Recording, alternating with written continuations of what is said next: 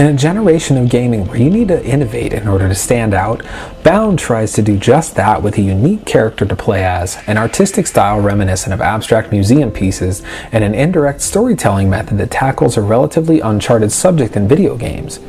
With the ingredients for success at the forefront of development, it comes down to the execution of the final product that determines its achievement.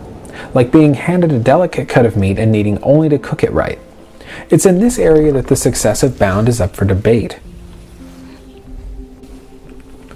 At the heart of Bound is a platformer that wants to be played by gamers of all skill levels.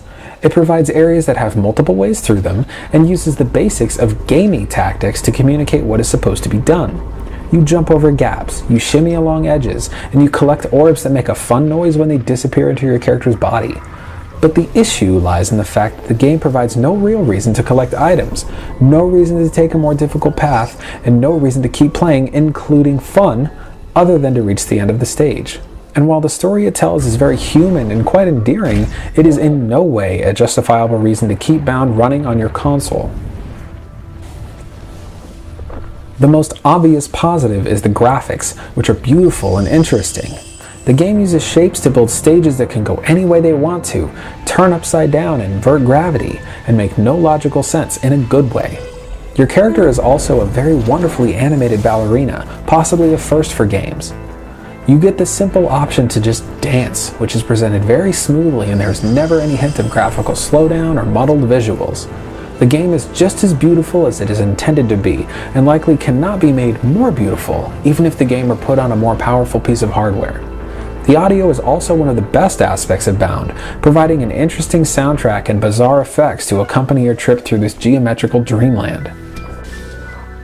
But beauty is nothing without soul, without substance.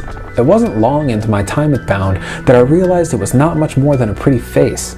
In my first level, I spent extra time exploring the environment, twirling around at every opportunity, and going off the beaten path. It soon became apparent just how shallow all of this was.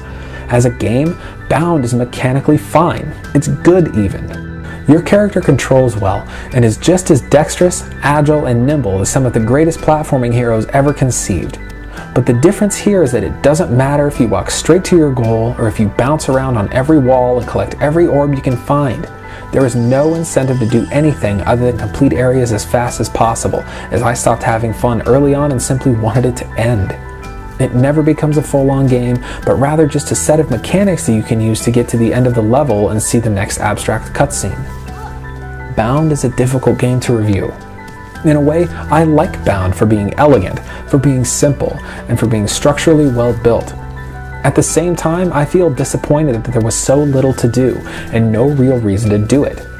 A telling thought I had is that were it not for my intention to make a video about it, I'm not sure I would have sat through the whole thing, which only lasts about 2 or 3 hours. It has the promise of being an artistic adventure, but falls flat in almost every way.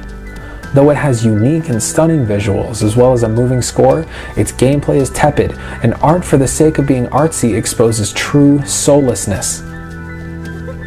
In a way, Bound's story of uncertainty and doubt is the perfect tale to accompany the game, as it sadly doesn't succeed at being a platformer or a story-driven experience and only finds fun in extremely small portions.